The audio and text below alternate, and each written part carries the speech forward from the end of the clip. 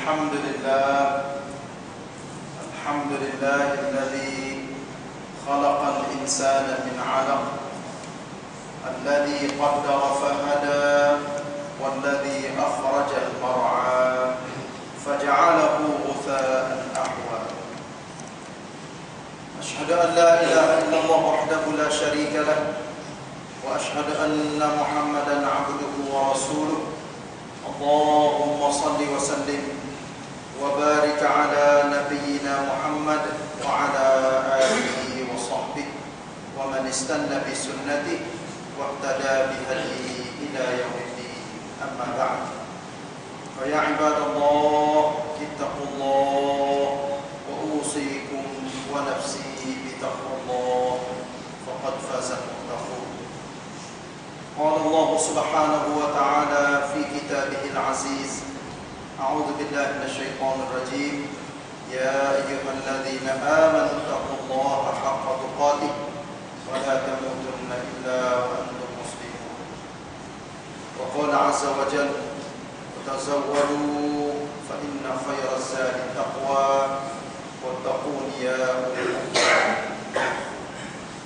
Hadirin sidang Jumat yang dikasihi sekalian, marilah kita sama-sama bertakwa kepada Allah dengan sebenar-benar takwa. Jadikanlah takwa sebagai cara hidup kita di mana sahaja kita berada. Maka dengan takwa itulah akan membentuk dan akan membawa seorang manusia selamat di dunia dan selamat juga di akhirat, dan akan menuju kepada kejayaan yang sebenar-benarnya di akhirat kelak, dengan dibalas oleh Allah Subhanahu wa taala, iaitu syurga yang setiap orang bercita-cita nak pergi kepada syurga sebagai tempat kediaman yang kekal abadi, senang dan dipenuhi dengan berbagai nikmat yang Allah Taala beri kepada hamba-Nya yang bertakwa.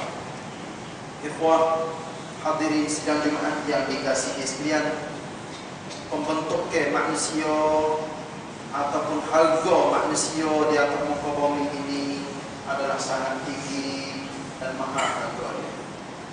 Tidak ada makhluk yang Allah Ta'ala cipta di atas muka bumi yang lebih tinggi daripada penciptaan manusia. Seperti mana Allah Ta'ala firman, A'udzu billahi minasyaitonir rajim, laqad khalaqnal insana fi ahsani taqwim. Artinya, dan sesungguhnya kami menciptakan manusia dalam sebaik-baik bentuk kejadian. Dengan inilah kita mesti syukur dan mesti banyak terima kasih kepada Allah yang Allah ciptakan kita sebagai seorang hamba-Nya yang beragama Islam dan beriman kepada-Nya. Ramai manusia di atas muka bumi, bahkan banyak persen, lebih banyak daripada orang Islam, iaitu orang kafir.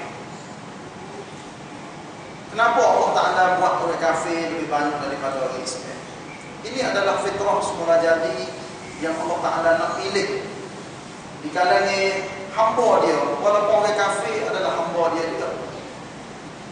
Ada orang yang beriman dan ada orang yang kufur kepada di kalangan hamba Allah.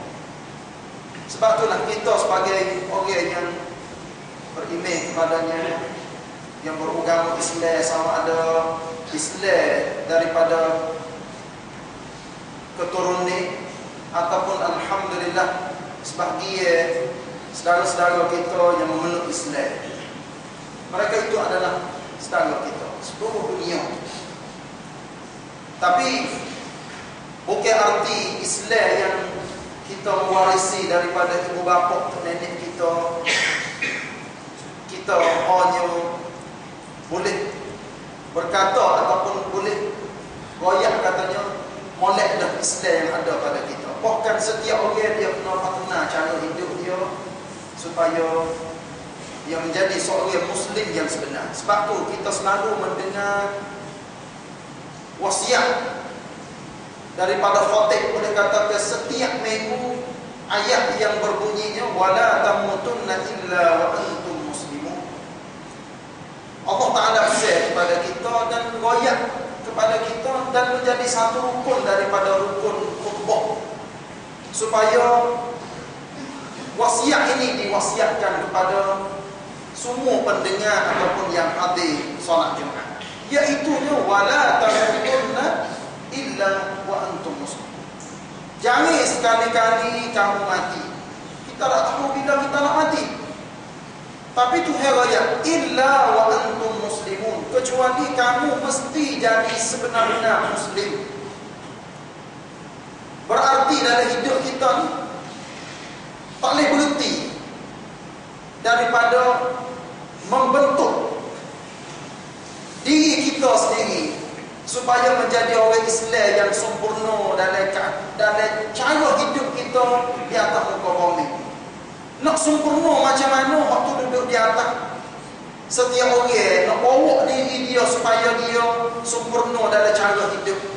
Tetapi yang menjadi perkara yang asasi, yang wajib, iaitu iman, yang mesti seorang itu beriman dengan sebenar-benarnya dan betul. Yang keduanya Islam. Kalau nak kita ambil rukun Islam mengukuh dalam cara hidup kita, memang menjadi setiap rukun bagi setiap orang hidup di atas muka dunia ni, dia kena ambil rukun iman dan rukun Islam, mari guna dan mari bentuk supaya hidup dia tu sempurna dalam iman dan dalam Islam, dalam amalan, dalam cara hidup dia. Walaupun pada tu lah akan dibinanya akhlak yang mulia, ikhlas di dalam amalan, istiqamah di dalam cara hidup. Maknanya sama-sama apa yang dia buat hendaklah dia faham dengan sebaik-baik, berdasar kepada pengajian ilmu pengetahuan, bukan buat mereka-reka ataupun buat dengan dua orang. Apatah lagi kalau sekiranya seorang itu dia orang curi, orang bijak, bukan hanya ilmu ataupun pandai bijak ada pada diri dia, bahkan dia boleh bui kepada orang lain pula, sabar kepada orang lain. Barulah seorang itu dikatakan sebahagian daripada hak Nabi duk bina sahabat-sahabat ataupun orang cerdik bijak pandai, orang bijak pandai duk royak katanya cara untuk nak membentukkan seorang manusia supaya jadi sempurna dalam cara hidup dia. Maka di dalam khutbah pada hari ini saya seru diri saya sendiri dan ikhwah yang dikasihi sekalian bahawa kita mesti rasa semua kata kita tak pandai duduk sekadar ni. Tak cukup lagi kita hidup sekadar ni, bahkan kita kena duduk tenang semua dalam cara hidup kita. Terutamanya kita mesti tanya semua katanya kita faham Islam sudah pun merangkumi ataupun mencukupi dah lagi. Belum semua lagi gambar yang ada di dalam Islam. Kita ngaji Islam, adakah kita gambar seperti mana orang buta dia duduk gagal ataupun dia pergi pegang gajah, ataupun kita tengok Islam sebagai kita orang jelek apabila kita melihat gajah. Itulah bandingnya katanya dari cara hidup kita belum pada kita nak mati. Yakin lagi kita jadi seorang Muslim yang cukup sempurna di dalam cara hidup. Apatah lagi kalau sekiranya kita melihat dalam cara hidup kita ataupun di atas muka dunia yang masih banyak lagi hal kita kena patipat dalam cara hidup kita, iaitu undang-undang Islam. Undang-undang Islam hampir-hampir mati dalam dunia pada hari ini. Hak hidup hanya adalah amal ibadat peribadi ataupun jamaah belum lek belum jai. Tapi jangan kita nak melihat pembentuk ke manusia sampai ke dia faham boleh membinanya negara dan sampai ke boleh membunuh hukum-hukum Islam dalam cara hidup dia. Kalau nak sampai setakat tu, alhamdulillah kita banyak syukur kepada Allah Subhanahu Wa Taala yang Allah tanya banyak di dalam Quran dan banyak di dalam Quran. Afa hukmal jahiliyati yabghun? Adakah hukum-hukum jahiliyah yang mereka itu duduk usaha nak hidup nak jadi perkara tu bermerajalela di atas muka bumi.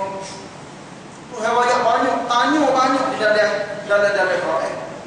Sebab itulah ikhwah yang dikasihi sekalian, dalam khutbah yang masa begitu terhad, ingin saya singgung diri saya sendiri dan saudara-saudara yang hadir Jumaat pada hari ini. Marilah kita bina Islam dan iman, bina pahami Islam yang sempurna di dalam cara hidup kita melalui kita belajar, melalui kita mengaji.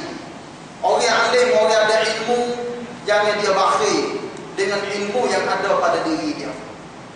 Apa sahaja yang dia tahu boleh royak kepada orang ramai, maka dia kena sabar, kena royak dan kena sabar. Orang biasa yang sebut katanya diri dia kena belajar banyak lagi, kena tahu banyak lagi, maka dia kena belajar, kena cepok ilmu. Sama ada daripada sumber pasal baca, dengar, tengok dan sebagainya. Sebab setiap orang tak boleh berhenti, tak boleh jutni daripada duduk di satu tempat sehingga dia tidak tenang.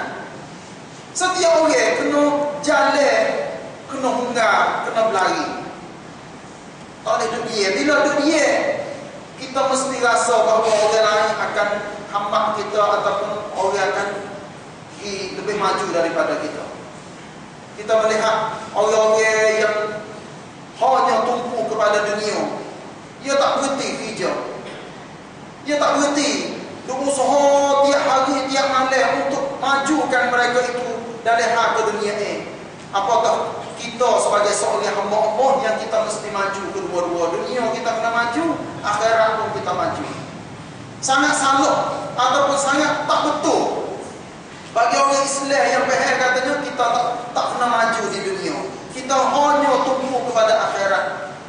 Memang setiap orang Islam dia kena tumpu kepada kubur, kepada akhirat, tempat yang kita nak duduk sebagai kediaman kekal abadi. Tapi kita kena maju juga di atas muka dunia. Allah Ta'ala berfirman di dalam Quran, di dalam suratul Qasas, wala tansa nasibaka minad dunya, jangan kamu lupa nasib kamu, habuai kamu, cara hidup kamu, kemajuan kamu di dunia ini.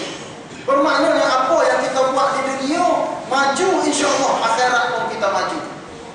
Buat di dunia, usaha di dunia, faham molek di atas muka dunia, maka balasnya itulah yang Allah Ta'ala akan balas di akhirat.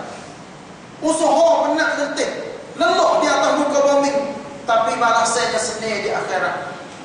Tak mungkin sama sekali orang yang tak usaha, tak faham ataupun tak terima beban ni, harap nanti net nilai, tak hidup di atas muka dunia pasal orang yang gigih usaha, maka macam mana Allah Ta'ala nak dibalas kepada orang yang di akhirat. Sebab itulah pepatah bahasa Arab yang katanya al-jaza'u min jinsil amal. Balasnya yang Allah Ta'ala akan balas kepada manusia, Allah tengok kepada jenis ataupun bahagia bentuk kerja-kerja yang dia buat. Dia ada usaha. Usaha baik insya-Allah akan boleh baik. Usaha jahat kalau sekiranya tidak bertaubat, tidak kembali ke jalan yang sebenar, maka jahat itulah, karuk tu ataupun dosa itulah yang akan dibalas di akhirat sekali. Ikhwah yang dikasihi sekalian, kita kena banyak syukur kepada Allah. Masyarakat kita pada hari ini sudah pun bangun, orang sudah pun cerdik dengan cara memikir, cara hidup. Cuma kita nak sikit lagi, iaitunya nak buat macam mana nak menjadi pakak-pakak maju belakang. Tak sih jadi hanya orang faham Islam duduk di tugu ustaz baba saja tak. Tapi nak menjadi faham Islam pakak semua, nak kepada agama belakang, kembali kepada agama belakang. Apatah lagi kalau sekiranya kita melihat syukur banyak-banyak kepada Allah Subhanahu Wa Taala, masyarakat kita pada hari ini sudah pun menjadi masyarakat membangun, maju. Sama ada budak-budak, orang muda, orang tua, maju dengan cara hidup mereka. Tapi perlu lagi, iaitunya usaha. Tiap-tiap orang kena kembali kepada keluarga dia sendiri. Iaitu iaitunya bentuk keluarga, supaya keluarga itulah sebagai unit yang paling kecil sekali. Kalau sekiranya tiap-tiap keluarga pakai molek belaka, maka kita akan boleh tengok masyarakat kita molek.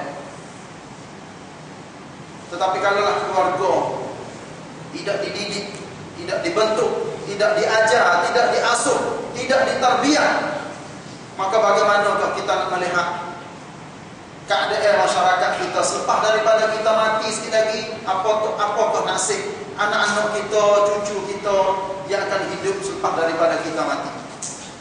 Itulah hasil daripada yang kita berusaha mengajar, dengar, mendidik, bentuk, minta dengan Allah Subhanahu Wa Taala, beramal, ikhlas, istiqamah dan sebagainya. Inilah yang menjadi sebagai inti, ataupun kita nak katanya dengan secara reka, kita ada satu perkara yang Allah Taala bubuh di dalam setiap hati kita, iaitu nak kepada keredaan Allah Subhanahu Wa Taala. Minta ya Allah Taala bentuk hidayah kepada kita di setiap masa dan setiap tempat, di mana sahaja kita berada.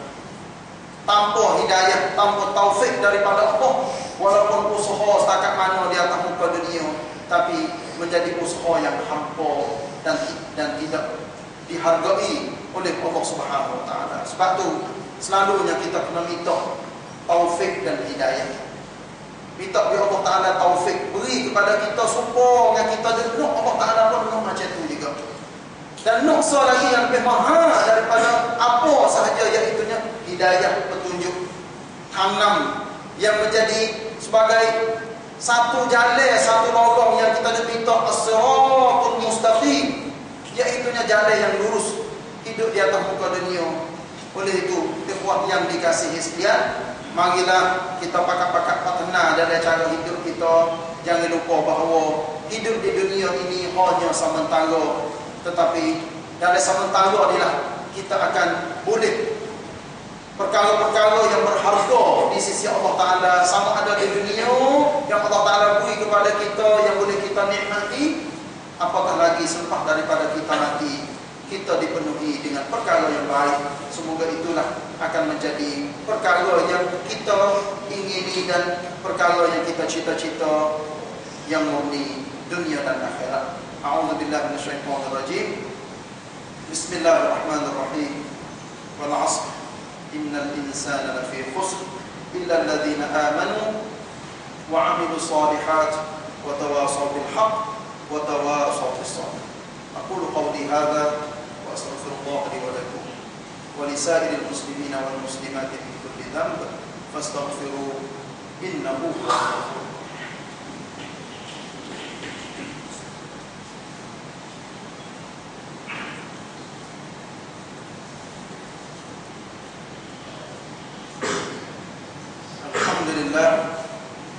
Alhamdulillah hamdan katsiran kama amara. Asyhadu an la ilaha illallah wahdahu la syarika lah wa asyhadu anna Muhammadan 'abduhu wa rasuluh. Allahumma shalli wa sallim wa barik ala nabiyyina Muhammad wa ala alihi wa sahbihi ajma'in. Amma ba'du, fa ya ibadallah ittaqullah wa usikum wa iyaya bi taqwallah faqad fazal muttaqun. Hadirin sidang Jumaat yang dikasihi sekalian, Nabi SAW selalunya sebut di dalam doa dia, dalam permintaannya, iaitu ummati. Perkataan ummati banyak disebut di dalam hadis-hadisnya. Kalau kita pandai cari hadis, kita akan boleh tengok perkataan ummati artinya umatku memang sangat banyak. Oleh itu, marilah kita pakat kenang jasa dan ingat juga kepada Nabi. Apabila Nabi tinggal saka kepada kita Al-Quran dan As-Sunnah, maka berarti kita orang yang terima saka sebagai umat dia. Janganlah sama sekali kita tak ingat kepada Nabi yang berusaha sia malai selama dia hidup, hampir sedikit yang dia ingat kepada orang di samping dia ataupun kepada sahabat dia dan sebagainya. Tapi banyak dia ingat, sehingga masa terus berlalu sampai ke akhirat, masih lagi dia akan sebutnya mati.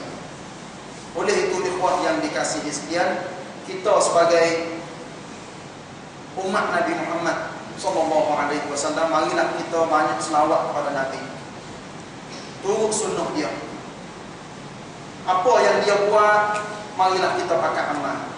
Apa yang Nabi tak buat, Nabi larang, maka jangan kita duduk usaha, jangan duduk reko-reko, ataupun jangan duduk walaupun pertanyaan orang dia buat sebagainya. Kalau lah hak Nabi tak buat, maka kita tak usah buat. Lebih molek daripada kita dah nampak sore ataupun nampak penplung. Walaupun seluruh dunia orang dia buat perkara yang Nabi tak buat, itu adalah dikira katanya kita sebagai umat Nabi, tapi dia buat, dia reka apa yang Nabi tak buat. Bukan arti saya royak di sini dari satu perkara tertentu, tapi semua perkara mari kita pakai pegang teguh dengan ajaran Nabi, ajaran Allah, dan mari kita pakai sebar sunnah Nabi.